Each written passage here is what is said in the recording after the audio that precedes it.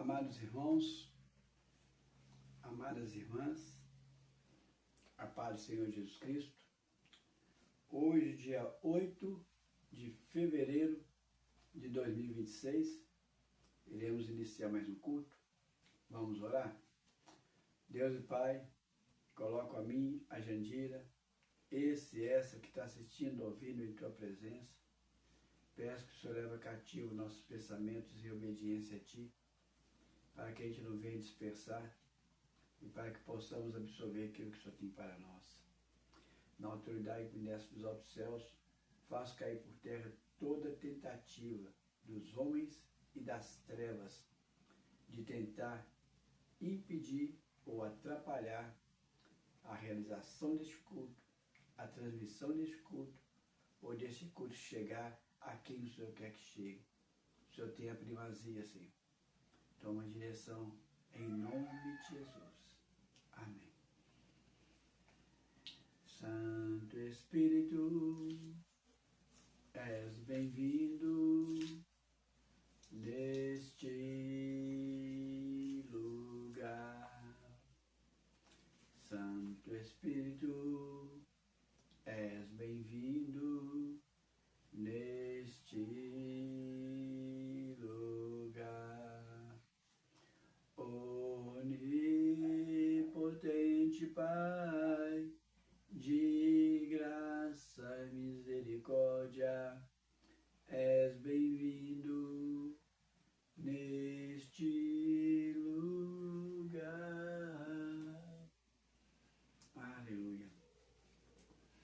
Você nesse momento pode estar fazendo tua petição em pensamento, que o Senhor contempla e o Senhor responde, segundo a vontade dEle, segundo o querer dEle. Coloque em pensamento tua petição e vamos estar orando agora. De uma maneira especial, coloco minha mãe. Falei para ela que eu estaria pedindo sobre a questão do aluguel da loja dela, que possa vir uma pessoa de boa índole, de boa paga, uma pessoa que venha ser uma bênção para ela, para que ela possa estar tranquila com os compromissos que ela tem que fazer. Deus e Pai, coloco neste momento, Senhor, a oração que está sendo feita por este, por essa que está assistindo, ouvindo. Coloco cada pedido de oração que está aqui nessa caixinha que não foi respondido. Coloco os pedidos de oração que estão aqui na minha mão direita, ó Pai, em especial da minha mãe, que o Senhor envie para ela, ó Pai, uma ótima pessoa para estar alugando aquela loja, Deus, em nome de Jesus, Senhor. Eu creio no poder da oração, eu creio na Tua intervenção, eu creio no Teu agir. Descanso tudo em Ti, ó Pai, em nome de Jesus. Amém? O Senhor colocou meu coração para eu falar hoje sobre culto aos mortos. Eu viro e mexo bem com alguns temas que chegam próximo a isso. E confesso que eu pensei que eu tinha feito já um culto, uma ministração sobre esse tema de culto aos mortos. Já fiz sobre obras mortas. E algo próximo ao culto aos mortos ali, olhando nos meus arquivos, eu vi um do dia 16 de março de 2025, há um ano atrás. E o tema é céu e inferno. Não sobre culto aos mortos, mas sobre a existência do céu e a existência do inferno. Então, para minha surpresa, esse tema ele é uma novidade. E eu achava que não. Eu achava que eu estaria fazendo uma releitura, que mesmo se eu estivesse fazendo uma releitura, nunca que é a mesma coisa. E eu indo ali no dicionário, eu fui buscar o que significa a palavra necromancia.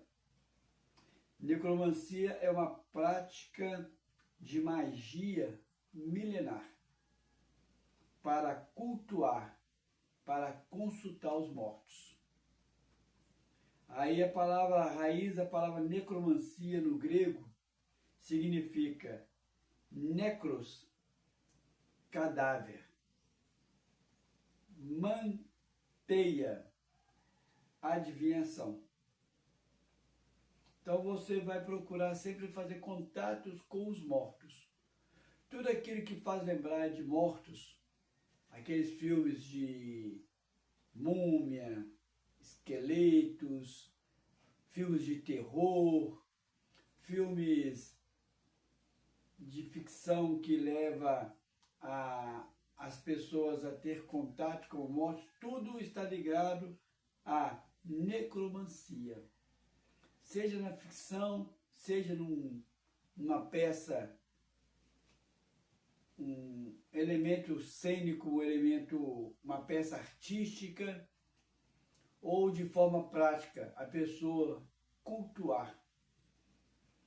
Essa nossa cultura de ir ao cemitério, visitar os mortos de tempo em tempo, é parte de necromancia. É você dar ao morto aquela atenção além do que se deve.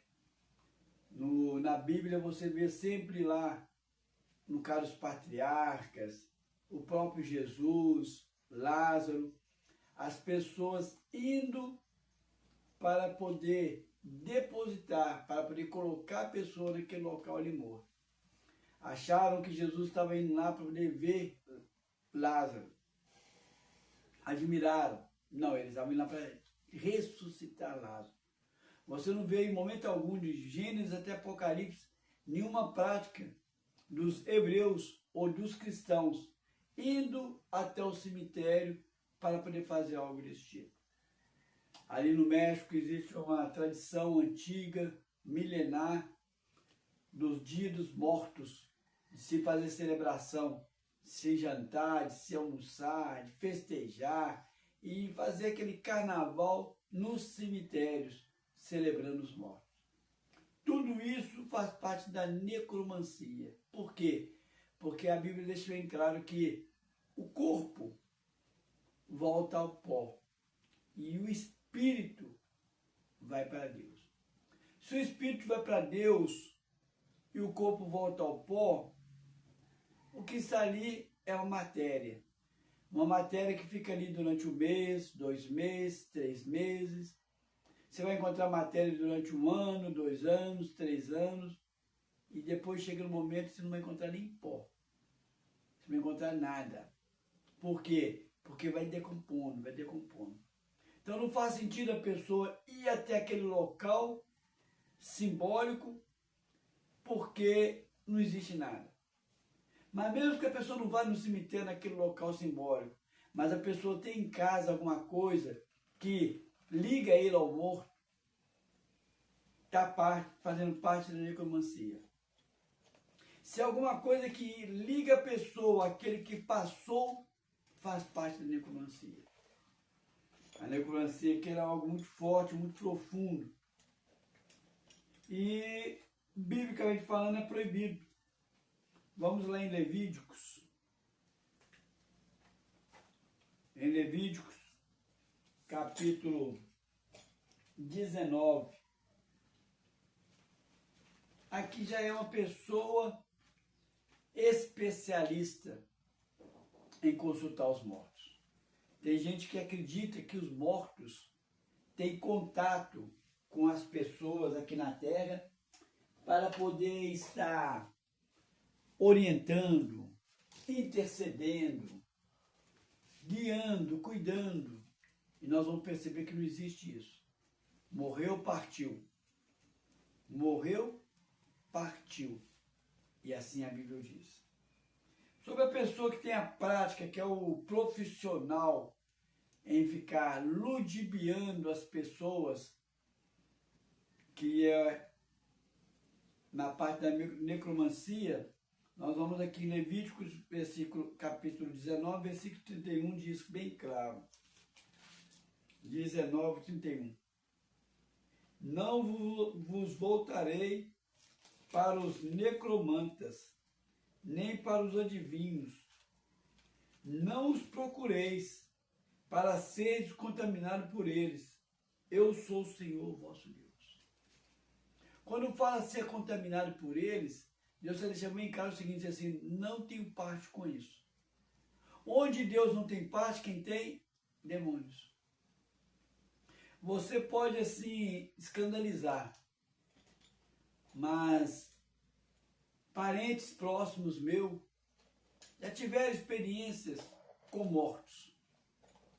E você também, ou teve experiência próxima com mortos, ou parentes seus tiveram experiência próxima com mortos. De chegar a ver uma pessoa que já morreu, chegar a conversar com uma pessoa que já morreu, chegar a sentir o aroma, o perfume de uma pessoa que já morreu. Aqui o Senhor deixa bem claro aqui, quando ele fala bem claro aqui no finalzinho. Não os procureis para serdes contaminados por eles. Então, se Deus não tem parte com isso, quem tem parte com isso é o quê? É o diabo. E a Bíblia fala que o diabo, ele, se possível, ele se manifesta como um anjo de luz para enganar, se possível, até os eleitos. O que quer dizer isso? O diabo ele pode se incorporar, ele pode criar uma figura, até mesmo trazer cheiros, e trazer lembranças de coisas passadas. Porque o diabo não consegue projetar o futuro, mas coisas passadas ele consegue. Ele consegue, por exemplo, deduzir algo no futuro, usar um ente querido e falar o seguinte, assim, cuidado, porque amanhã, em tal horário, vai ter um acidente tal. E ele tentar criar uma situação para que aquilo aconteça. Mas ele não consegue ver o futuro. Mas ele consegue lembrar muito bem do passado. Então aquele ser aparece para você e conta coisas do passado que só você sabia. Aí você fala, não, você e o mundo espiritual sabia. Aí o mundo espiritual se manifesta na figura da pessoa que você ama e manifesta para você aquilo e você de repente está, como ele diz aqui na palavra, no versículo 31. Para não seres contaminados por eles. Depois que você foi pego sentimentalmente pelo mundo espiritual, na imagem de um ente querido, pronto, você está preso ao mundo espiritual, você está contaminado ao mundo espiritual por isso. Seja objeto, seja filme, seja... é algum pecado eu ter filmagem dentro de casa, eu ter imagem? Não, misericórdia. Não estou fazendo aqui a caça às bruxas, mas você não pode deixar algum objeto, alguma imagem, algum filme te ligar sentimentalmente ao passado. É preferível você deixar guardado, é preferível você não ter, do que aquilo te ligar, porque você vai ficar intrinsecamente ligado a quem já partiu. E quem já partiu, já partiu.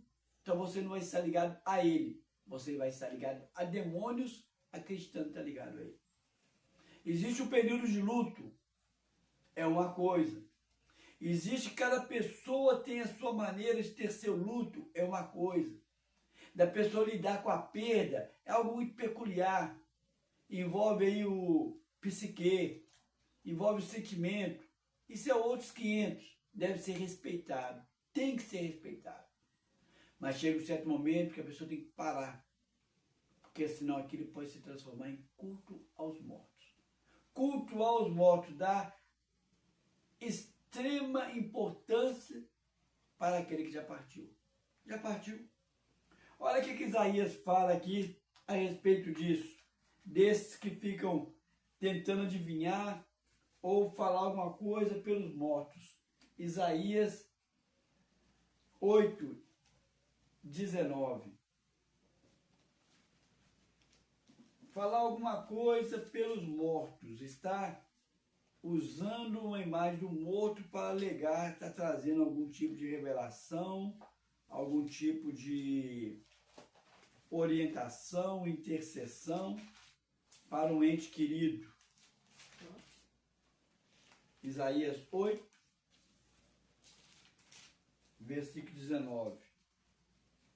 Quando diz assim: quando vos disserem, consultai os necromantas e os adivinhos que chilreiam e murmuram, acaso não consultará o povo a Deus? Tem que consultar morto? A favor dos vivos se considerarão os mortos? Ele pergunta, será que a favor dos vivos eu vou consultar os mortos? Que virou pó, que sumiu? A matéria foi embora, o espírito foi para Deus? Como que eu posso consultar os mortos? Afinal de contas, não tem um Deus vivo? Nós não devemos consultar, não é Deus? Por que eu consultar mortos? Ele deixa bem claro isso. E eu fui no dicionário, chilreiar significa produzir som como de aves. O que significa? A pessoa mudar a voz. A pessoa fazer sons esquisitos. Vai estar churrando. Ou murmurar. Chureiando. Ou murmurar.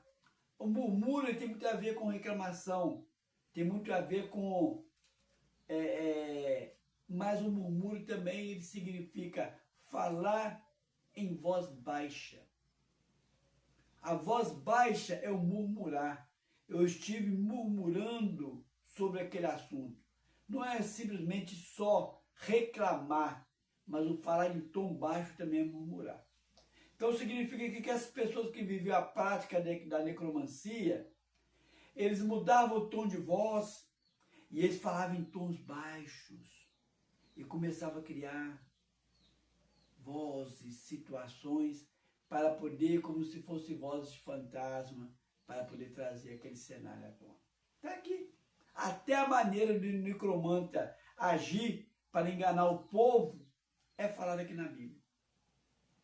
Aí nós vamos num clássico, né? Quando ele fala aqui, ó, o meu povo não vai consultar Deus, vai consultar mortos a favor de vivos. Aí não podemos esquecer aqui 1 Samuel. 1 Samuel, você volta um pouquinho, você vai ter uma prática nesse sentido. De uma pessoa viva consultando os mortos. E o mais incrível, uma pessoa israelita, uma pessoa hebreia, uma pessoa 28, uma pessoa judaica, sendo que a palavra de Deus fala bem rasgado que é proibido.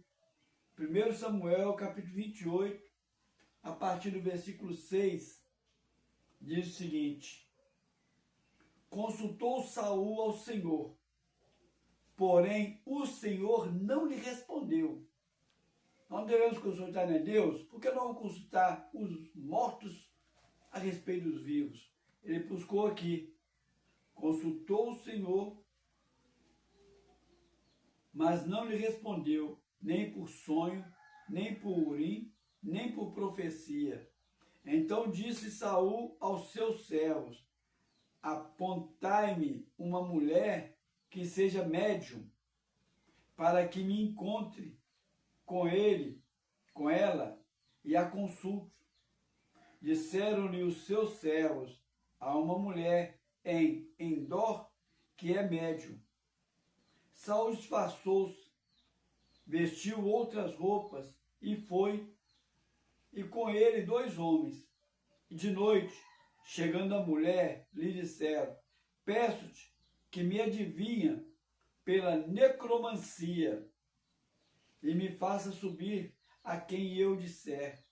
Respondeu a mulher: bem sabes que o que fez Saul, como eliminou da terra os médios e os adivinhos, por que, pois, me armas ciladas a minha vida para me matares?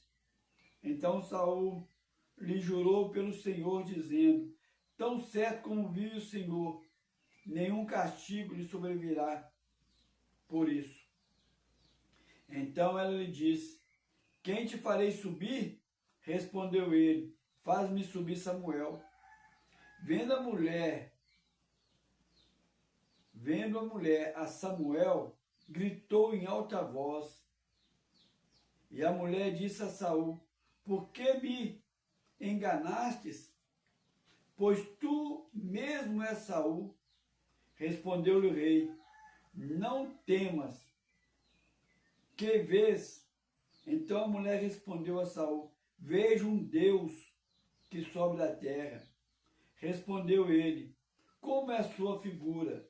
Respondeu ela: vem subindo um ancião e está envolto numa capa. Então Saul entendeu que era Samuel. Inclinou-se o rosto em terra e se prostrou. Samuel disse a Saul: por que me inquietastes, fazendo-me subir? Então Saul disse: muito angustiado estou, porque os filisteus guerrearam contra mim. E Deus se desviou de mim e já não me responde, nem pelo ministério dos profetas, nem pelos sonhos. Por isso eu chamei para que me revelasse o que devo fazer. Então Samuel lhe disse: por que, pois, a mim me perturbas, visto que o Senhor te desamparou e se fez teu inimigo?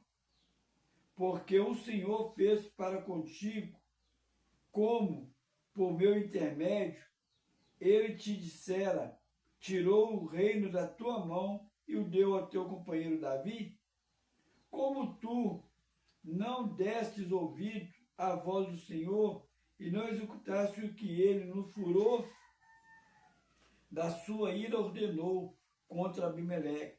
Por isso o Senhor te fez hoje isso. O Senhor entregará também Israel contigo nas mãos dos filisteus, e amanhã tu e teus filhos estareis comigo, e o acampamento de Israel o Senhor entregará nas mãos dos filisteus. A única coisa que aparentemente ele falou aqui é o seguinte: amanhã vocês vão morrer e vai estar comigo aqui. E os filisteus vão vencer a batalha. Ele projetou algo que está mais do que na cara. Ele projetou algo que era visível. Deus já tinha reprovado Saul. Já era claro que ali aquele reinado ia cair. Ele fez uma projeção de algo que, na estimativa, era 100% de dar certo. Mas ele falou para Saul algo que estava mais careca de saber. Saul já sabia de tudo aquilo. Já era notório por todos que Davi iria reinar no lugar dele. Não precisava de um morto vir para falar para Saul algo que Saul já sabia. Como eu disse, o diabo, ele tenta projetar, fazer acontecer algo que ele vai te falar para você sobre no futuro. Ele vai forçar a barra para que aquilo aconteça, porque ele não sabe, ele está jogando verde. Mas sobre o passado ele sabe muito bem. Ele detalhou direitinho para Saul: olha, você sabe muito bem que Davi vai ficar no seu lugar. Eu fui usado por Deus para ungir tudo aquilo.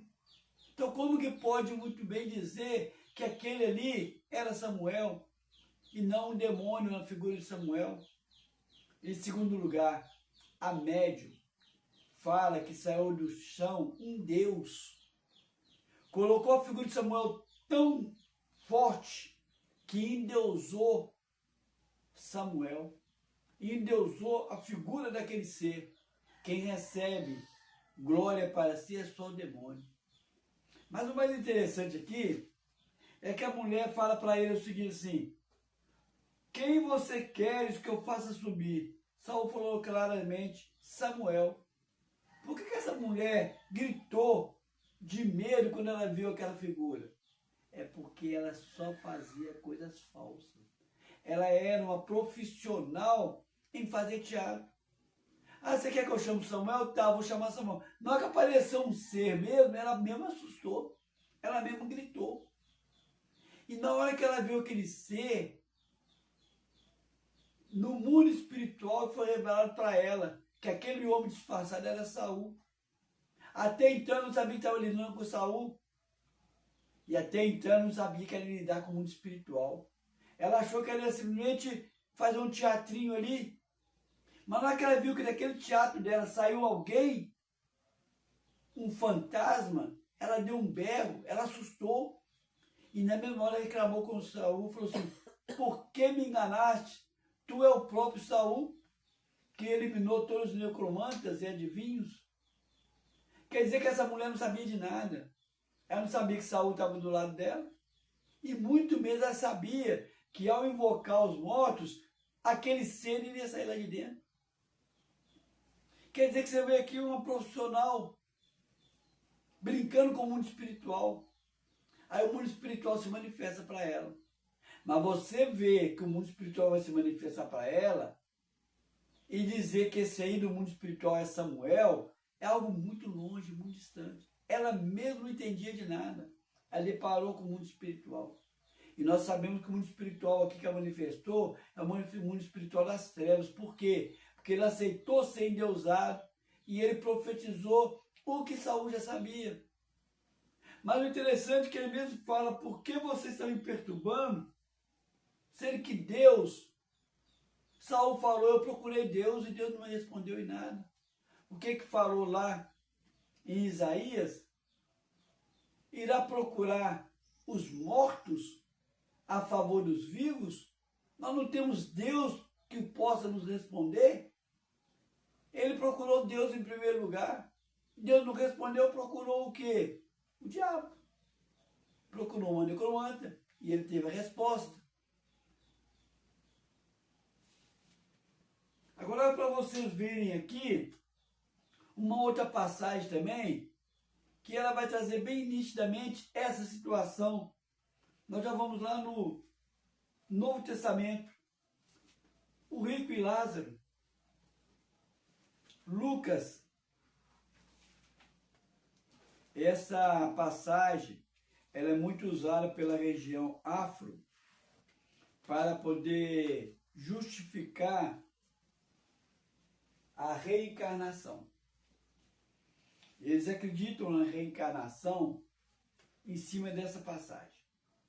Só que o cristão tem que perceber o seguinte, ou você acredita na reencarnação, que são pessoas que morreram, retornar, reencarnar e voltar a este mundo várias e várias vezes, ou você acredita na ressurreição. Quem acredita na ressurreição, acredita que Jesus, na cruz do Calvário, morreu uma única vez para que você seja ressuscitado juntamente com Ele. E se você for ressuscitado juntamente com Ele, você não precisa de vir várias vezes para poder obter a salvação. Porque a base clara da reencarnação é você ter que vir várias vezes para ir se purificando e você pegar a salvação. E a Bíblia deixa bem claro que a salvação, ela não vem pela atitude sua, mas pela atitude de Jesus. Então, reencarnação é uma coisa, ressurreição é outra. E eles usam essa passagem aqui para poder mostrar sobre a reencarnação. Outra coisa também que essa passagem deixa bem claro que ela joga por terra é uma crença católica, de que acredita-se que você pode aqui vivo rezar por alguém que morreu, para a pessoa que morreu obter a salvação. É outra passagem que vai mostrar bem claro. A salvação ela está em Cristo Jesus, mas é algo pessoal. Eu, em vida, tenho que tomar uma posição. Depois que eu morrer, ninguém aqui na terra pode fazer alguma coisa para mudar a minha condição depois da morte. Essa passagem ela mostra bem claro que não existe a reencarnação, porque a reencarnação é a pessoa vir várias vezes para poder obter salvação. A salvação está em Jesus. E ela mostra bem claro que você vivo não pode de maneira nenhuma salvar, ajudar quem já morreu. Quem já morreu partiu, não tem mais vez. Olha como é que essa passagem deixa bem claro isso. Lucas, capítulo 16, versículo 19 a 31.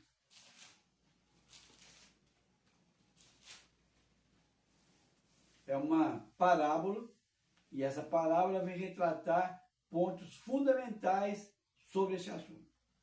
Ora, havia certo homem rico que se vestia de púrpura e de linho finíssimo, e que todos os dias se regalava esplendidamente. Havia também certo mendigo, chamado Lázaro, coberto de chagas, que jazia à porta daquela, e desejava alimentar-se das migalhas que caíam da mesa do rico. E até os cães vinham lamber-lhes as úlceras. Aconteceu morrer o mendigo e ser levado para os céus, para o seio de Abraão. Morreu também o rico e foi sepultado. No inferno, estando em tormentas, levantou os olhos e viu de longe a Abraão e a Lázaro no seu seio. Então, clamando, disse: Pai Abraão, tem misericórdia de mim e mande que Lázaro molhe em água a ponta do dedo e refrigere a minha língua, porque estou atormentado nessa chama. Disse, porém, Abraão: Filho, lembra-te que recebeste os teus bens em tua vida, e Lázaro igualmente os males.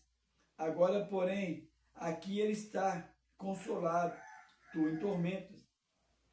E, além de tudo, está posto um abismo entre nós e vós, de sorte que os que querem passar daqui para vós outros não pode, nem os de lá passar para nós.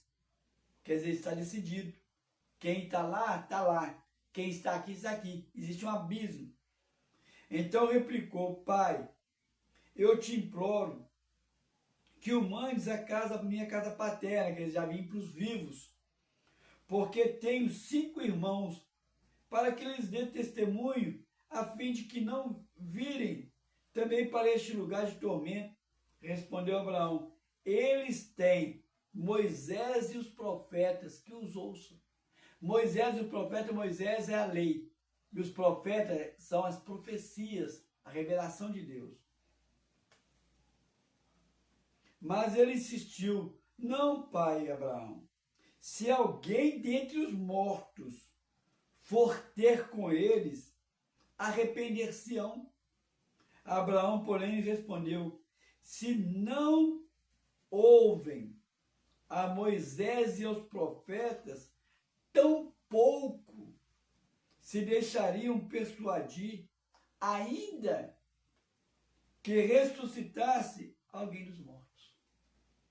Uma coisa é uma pessoa que estava morta e o Senhor ressuscitou, e a pessoa veio viver. Morreu 1 minuto, 1 segundo. Morreu há 4 dias, como foi no caso do Lázaro. Outra coisa é alguém que está morto vir para me orientar, para interceder por mim, para poder me dizer alguma coisa, para me revelar alguma coisa. Ele fala a coisa aqui, ó: ainda que viesse, porque não vem o verbo aqui bem claro. Você tem que acreditar em Moisés, que é a palavra, e nas profecias. Consultará a Deus ou consultará os mortos pelo vivo? Quando você fala em profecia, é consultar a Deus. É o Deus vivo. Você não precisa de intermediário, não. Ah, uma pessoa que morreu vai vir. Não. Consultará a Deus ou consultará os mortos? Um outro enigma muito grande que as pessoas equivocam muito é falar que o rico vai para o inferno e que o pobre vai para o céu. O que está aqui é uma condição de que este pobre, eles tinham uma condição espiritual para ir para o céu. Aquele rico tinha uma condição espiritual para ir para o inferno. Mas pode ter muitos ricos numa condição espiritual igual a de Lázaro e ir para o céu, e pode ter muitos mendigos numa condição espiritual igual a do rico e ir para o inferno. Aqui não está querendo dizer condição social, não. Aqui está querendo dizer que um foi para o céu, outro foi para o inferno. Tem que deixar isso bem claro. Em segundo lugar, ele fala bem claro aqui. Manda alguém ir lá nos meus irmãos para alertar eles. E essa palavra bem clara que ela fala que não tem como alguém vir para poder alertar. Por quê? Porque Deus colocou para nós a lei e a profecia. O próprio Senhor nos deu mecanismo para que a gente fosse orientado. E a própria Bíblia, que é a palavra, diz que Deus não aceita nenhum culto, nenhuma prática de necromancia, consulta aos mortos. Tanto é que aquela experiência de Samuel com Saul é uma experiência mais que duvidosa, muito mais para as trevas do que para a revelação. Porque o próprio Samuel falou na boca, consulta a Deus, você já sabe a resposta de Deus. Samuel não ajudou em nada Saul. Por quê? Porque o diabo não ajuda em nada para a gente. E a necromancia é uma prática poderosamente usada da magia negra.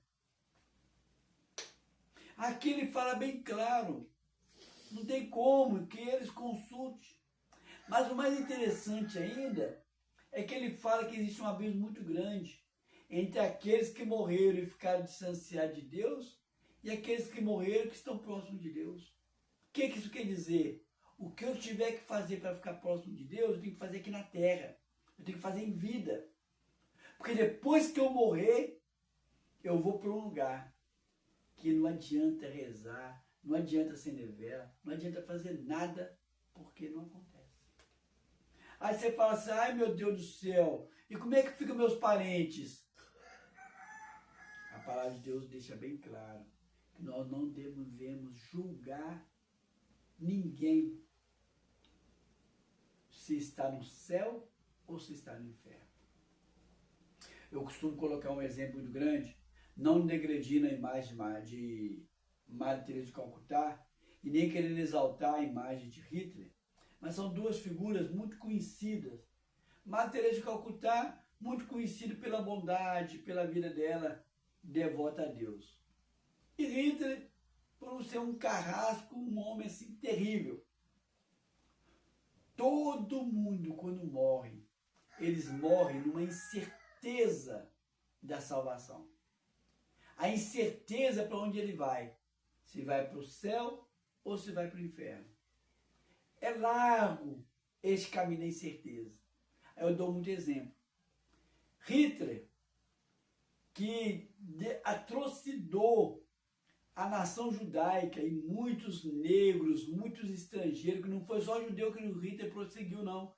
Perseguiu negros, perseguiu homossexual, tudo é tipo de situação ele perseguiu. Porque ele queria fazer uma raça pura. Ele que fez aquelas coisas terríveis. Se antes dele morrer, ele aceitou Jesus como o Senhor e Salvador, ele foi para o céu.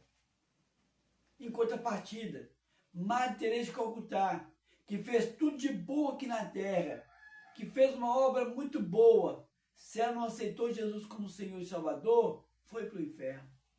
O risco de Madre Teresa de Calcutá estar no inferno e o risco de Hitler estar no céu é um símbolo que eu costumo deixar do tamanho que é esse leque da incerteza da salvação. Então, como que eu posso dizer que fulano está no céu e que esse crente está no inferno? A palavra de Deus nos proíbe de julgar essa situação, porque só existe um juiz, que é Deus. Então deixa bem claro isso. Você não vai fazer nada para poder estar com um ente querido seu, ou no inferno ou no céu, porque você não sabe se ele está no inferno ou no céu. Então você não pode nunca entender se você vai estar com ele ou não. É algo muito pessoal. E é tão profundo isso que o Rico falou aqui, que essa passagem que Jesus falou aqui, do rico, que falou aqui sobre os que estão lá não pode vir para cá, o que está aqui não pode ir para lá, e eu não posso mandar ninguém lá na terra, que tem uma experiência muito profunda aqui de Paulo. Olha em 1 Coríntios. 1 Coríntios,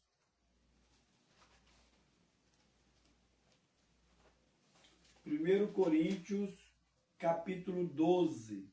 Primeiro ou segundo? Não é 2 Coríntios, bem, desculpa. 2 Coríntios, capítulo 12. 2 Coríntios, capítulo 12, versículos 2 a 4. 2, pode ser a partir do 1. Se é necessário que me glorie, ainda que não convém, passarei as visões e revelações no Senhor. Isso é Paulo falando. Conheço um homem em Cristo, que é o próprio Paulo, que há 14 anos foi arrebatado até o terceiro céu. Olha só, em terceiro céu. Se no corpo ou fora do corpo, não sei. Se ele foi corporeamente ou só espiritualmente, não sabe. Deus o sabe. E sei que tal homem, se no corpo ou fora do corpo, não sei, Deus o sabe, foi arrebatado ao paraíso e ouviu palavras inefáveis, as quais não é lícita ao homem referir. De tal modo, de tal coisa me gloriarei, não porém em mim mesmo, salvo nas minhas fraquezas. Ele fala aqui que ele foi arrebatado corporalmente ou somente em espírito e alma ao terceiro céu, ao paraíso. Tem tudo a ver com Deus. Significa que existem 3 céus. O céu, primeiro, que é a matéria, que é onde estavam os irmãos do rico. Existe o segundo céu, que é o inferno, onde Lázaro estava. E existe o terceiro céu, acima de todos eles, que é o paraíso, onde Lázaro viu Abraão, onde rico viu Abraão com Lázaro. E a palavra de Deus deixa bem claro esses 3 céus. Olha para vocês verem aqui em Efésios. Para não dizer que a coisa era... O que significa o segundo céu? O segundo céu está aqui bem claro. O terceiro céu já foi falado. Ele foi até o terceiro céu, ao paraíso. Agora, o que é o segundo céu? Está aqui. Efésios capítulo 6. Efésios capítulo 6, versículo 12. Efésios 6, 12 deixa bem claro o que é o segundo céu. O terceiro céu é o paraíso, é onde Deus está. Aqui fala que, ó, porque a nossa luta não é contra a carne, não é contra o sangue ou carne, e sim contra os principados e potestade, contra os dominadores deste mundo tenebroso, contra as forças espirituais do mal nas regiões celestiais. Este céu, onde tem principado, onde tem potestade, dominadores do mundo, forças espirituais, está todo nesse céu. Qual céu? O segundo céu. Qual é o segundo céu? O inferno. O terceiro céu, onde Paulo foi, ele foi até o paraíso. O segundo céu. Daniel teve uma experiência muito forte, em que ele estava orando. Aí o anjo Gabriel falou assim: olha, Daniel, a sua oração ela foi respondida imediatamente. Mas na hora que eu estava vindo trazer para você a resposta, olha só, ele estava no terceiro céu. Teria que vir até o primeiro céu onde estava Daniel. Ele passou pelo segundo céu e falou que o príncipe da Grécia, aqui ó, principados e potestades, o príncipe da Grécia lutou contra ele, impedindo que ele viesse até o primeiro céu. Aí o que ele falou? Ele falou que ele chamou Miguel, que é o anjo guerreiro, e Miguel ajudou ele a atravessar o segundo céu para chegar até Daniel. Paulo foi até o terceiro céu. O anjo Gabriel estava no terceiro céu. Paulo veio até o primeiro céu, voltou para o primeiro céu. O anjo Gabriel teve até o primeiro céu para entregar uma mensagem para Daniel. Mas antes teve uma batalha no segundo céu. Diferenças muito grandes entre terceiro, segundo e primeiro céu. É bem nítido. Olha para vocês verem aqui também sobre Efésios, falando sobre o terceiro céu.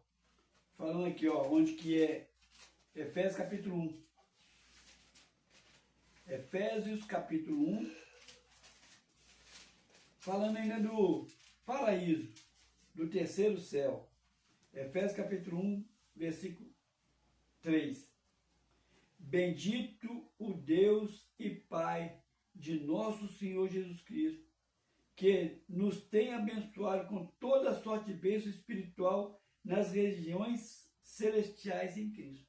O próprio livro de Efésios, enquanto que lá no capítulo 6 fala sobre o céu que tem demônio, ele fala aqui sobre um céu que tem nossas bênçãos, juntamente com Cristo. Nossas bênçãos estão tudo no céu, depositadas no céu, juntamente com Cristo. Está aqui claro. Outra coisa que fala sobre o terceiro céu, está aqui no próprio Efésios também, capítulo 2, dos versículos 4 ao 6. Mas Deus, sendo rico em misericórdia, por causa do grande amor para com que nos amou, estando nós mortos em nossos delitos, nos deu vida juntamente com Cristo. Pela graça, sois salvos. Você não é salvo que você vai reencarnar vindo várias vezes. Pela graça. E juntamente com Ele, nos ressuscitou e nos fez assentar nos lugares celestiais em Cristo Jesus. Aí você fala o seguinte assim, quando que vai me fazer sentar nos lugares celestiais? Não, Ele já nos ressuscitou, juntamente com Ele. Quando eu aceito Jesus como Senhor e Salvador, eu já ressuscitei com Cristo. E nos fez assentar nas regiões celestiais em Cristo Jesus. Mas como é que é isso aqui? Como é que eu vou entender isso? O versículo fala, estando nós mortos em nossos delitos. Essa morte aqui, ela é física? Não. Aqui vivo como um zumbi, morto. Estando nós mortos nos nossos delitos, porque o pecado traz a morte.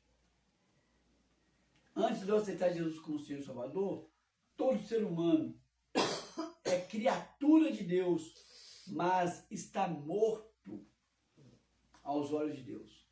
Por quê? Porque nós somos três coisas. Nós somos espírito, nós possuímos uma alma e habitamos no corpo. A alma e o corpo é a parte de matéria. A alma é a parte nossa espiritual ligada ao corpo. Essa alma, todo ser humano tem ela ativa, que é a parte espiritual do ser humano. O corpo, todo mundo está vendo o corpo, mas o espírito, ele está morto. Porque o dia que Adão e Eva pecou, o espírito morreu. Ficou atuando só a alma e o corpo. Quando Jesus, na cruz do Calvário, morreu por nós, ele morreu para fazer com que a gente voltasse de novo para o paraíso. Mas essa volta do paraíso não vai ser no futuro. No momento exato que eu aceito Jesus como Senhor e Salvador, o meu espírito revivifica. E ele assenta-se com Jesus nas regiões celestiais. Dá para entender isso? Sim. Você está aqui em corpo, a sua alma está em volta de você, mas você que aceitou Jesus como Senhor e Salvador está sentado nas regiões celestiais em Cristo Jesus, já de imediato. Jesus falou para o bom ladrão, hoje mesmo estarás comigo no paraíso. Não vai esperar para quando o mundo acabar você ir para o paraíso. Hoje mesmo estarás comigo no paraíso. Não vai esperar morrer, não. Hoje mesmo estarás comigo no paraíso. Um bom ladrão, o ditado popular. Então o que acontece? Aqui nesse caso aqui, deixa bem claro que nos fez ressuscitar juntamente com Cristo. Nós estamos com Ele ressuscitados. Então aqui, morto, aqui na terra, é o espírito. A alma está vivinha juntamente com o corpo. O corpo é matéria, a alma é a parte espiritual da matéria. O espírito só toma vida quando aceita Jesus como Senhor e Salvador. Aí sim, você é transportado, o seu espírito, e coloca você sentado juntamente com Cristo nas regiões celestiais. Não existe essa questão de você consultar a morte, você tem um Deus vivo. E como que eu vou fazer isso então? Para consultar esse Deus vivo e ter essa intimidade? Está aqui. Todos que creem em Jesus vão morar com Ele. 1 João. 1 João.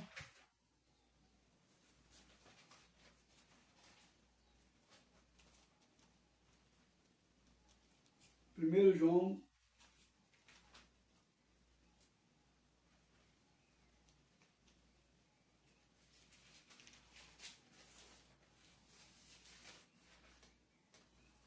Não, 1 João não.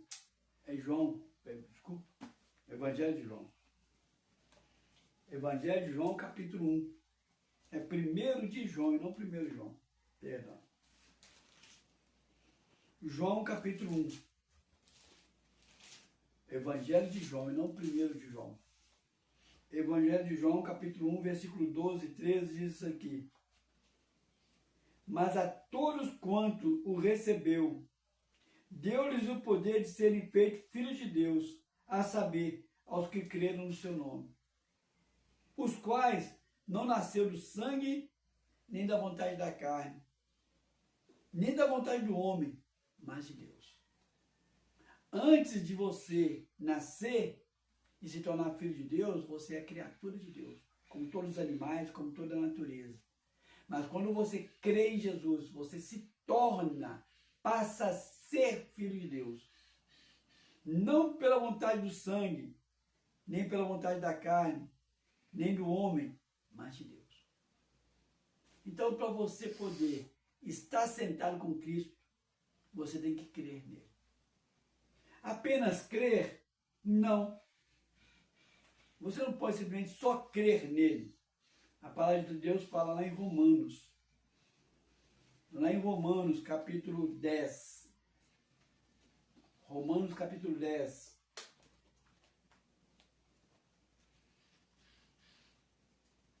Romanos, capítulo 10, versículo 9 e 10 diz o seguinte. 10, 9. Se com a boca confessar Jesus como Senhor e em teu coração crer que Deus o ressuscitou dentre os mortos, será salvo.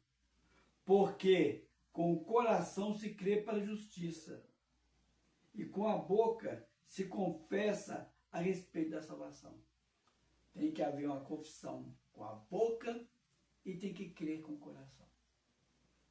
Para quê? Para que você vá com Deus. Porque olha só porque você fala que acontece aqui no Apocalipse. Você tem que ter o nome escrito no livro da vida.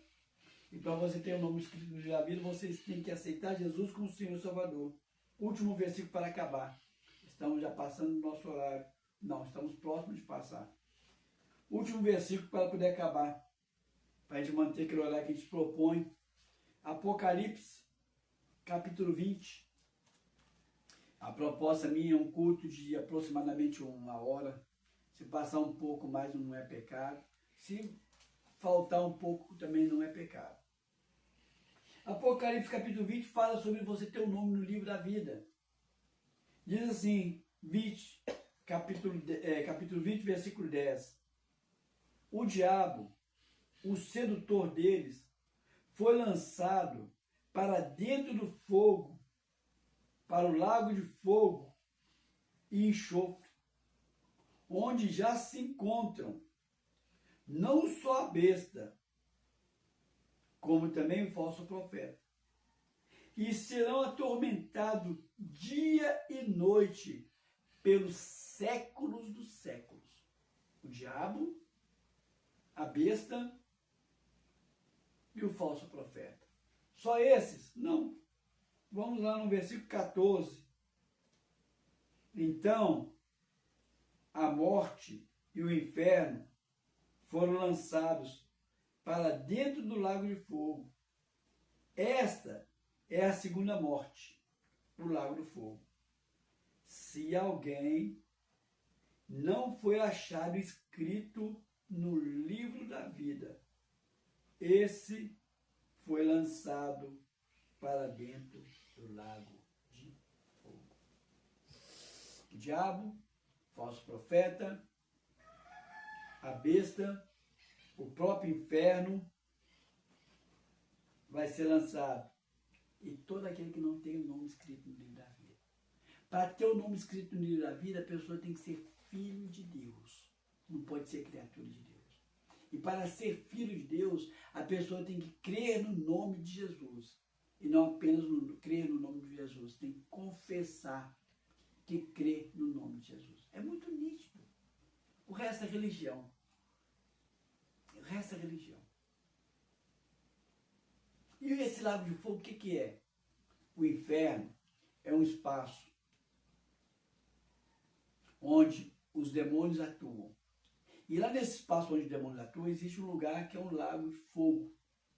Esse lago, quando todos forem lançados lá, vai dar um lacre nele, vai fechar para nunca mais abrir. Todos que estiverem lá naquele lacre fechado, vai estar em tormenta eternamente longe de Deus.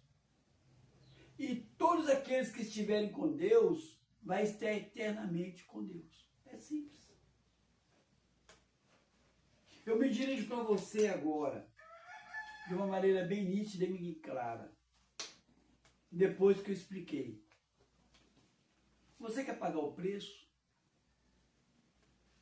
para poder descobrir só depois para onde você vai? Você quer ficar preso a uma emoção sobre os seus entes queridos? Porque eles não tomaram essa decisão, eu também não vou tomar, eu quero ir para onde que eles vão. Você sabe para onde que eles foram, por acaso? Você tem que ir para onde você tem a certeza que você vai. Se você vai encontrar eles lá, é uma questão, mas você não sabe para onde eles foram. Eles estão na incerteza da salvação. Mas a graça de Deus significa você, em vida, ter certeza para onde você vai. Essa certeza, ela é pessoal. Ela não está ligada ao pecado, porque João falou que aquele que disser que não tem pecado, já pecou. Ela não está ligada à santidade, porque a própria palavra diz que a igreja, ela é santa, feita por pessoas pecaminosas. O que significa? Estar no processo de santidade. A santificação é um processo. O que vai levar você para o céu não é você estar santificado, é você estar com o seu nome escrito no livro da Bíblia. A santificação é outra coisa. A santificação vai fazer com que você tenha mais galardões. A santificação vai fazer com que você faça menos besteira aqui na terra. A santificação vai fazer com que você entenda melhor os projetos de Deus. A santificação vai fazer com que você sente cada vez mais alegria para Deus aqui na terra. Mas a salvação não tem nada a ver com santificação. A salvação não tem nada a ver com pecado. A salvação tem a ver com uma coisa. Você, conscientemente, escolhe entregar a sua vida, com todo defeito que você tem, com toda imperfeição sua, nas mãos de Jesus, para Ele fazer o que Ele quiser. Mas para isso, como foi falado, você tem que confessar com a boca. É simples, não vai te doer em nada. Essa é a única primeira oração que a gente convida as pessoas a fazer, acompanhado por alguém. Depois que você fizer essa oração, você vai ver como o espiritual vai te continuar de tal maneira que você vai sentir na liberdade de conversar com o Pai. As outras orações você pode fazer sozinho, é um diálogo. Mas essa a gente convida a fazer juntamente com a gente. É uma pessoa nascendo de novo, é um bebezinho. Então eu te convido, ora juntamente comigo. Eu vou falar o meu nome, você fala o seu. Eu, Carlos, você fala o seu nome. Reconheço que muitas vezes, por pensamentos, por palavras, por atitudes e até por omissão, eu entristeci o coração de Deus. Peço perdão agora. Também reconheço que eu não consigo conduzir minha própria vida, quanto mais ser espelho para as pessoas que eu amo. Por isso eu coloco a mim, tudo que eu tenho, todos que eu amo aos teus pés, para o Senhor fazer o que o Senhor bem quiser. Também te peço, Senhor, escreva o meu nome no livro da vida. E da minha parte, a partir de agora, eu confesso Jesus como meu único e suficiente Senhor e Salvador. Amém? Agora eu me dirijo a você. Você que sabe de tudo isso que eu falei, ou talvez sabe só de parte do que eu falei, e afastou dos caminhos do Senhor. A salvação está garantida. O Senhor diz que aquele que vem a mim de maneira nenhuma lançarei fora. Mas você interrompeu o processo da santificação. E por isso você está sofrendo o inferno aqui na terra, ao invés de viver o céu aqui na terra, como diz no Pai Nosso, venha nosso vosso reino. Você está vivendo o inferno. Volte para os caminhos do Senhor. Você mesmo pode fazer essa oração sozinho, porque você já sabe o caminho. Você tem intimidade com o Pai. Mas se você se sente tão distanciado e acha que você não é digno, e tem na sua cabeça de que você não é um servo de Deus mais, ora juntamente comigo, eu te ajudo. Ora comigo dizendo, eu reconheço que muitas vezes contemplei as circunstâncias, contemplei os meus pecados, contemplei os pecados dos meus irmãos, não entendi os teus propósitos e afastei de ti. Arrependido eu volto. Peço que o Senhor volte a ter comunhão comigo e me ajude a voltar a ter comunhão com meus irmãos, em nome de Jesus. Amém? Vou estar orando por vocês.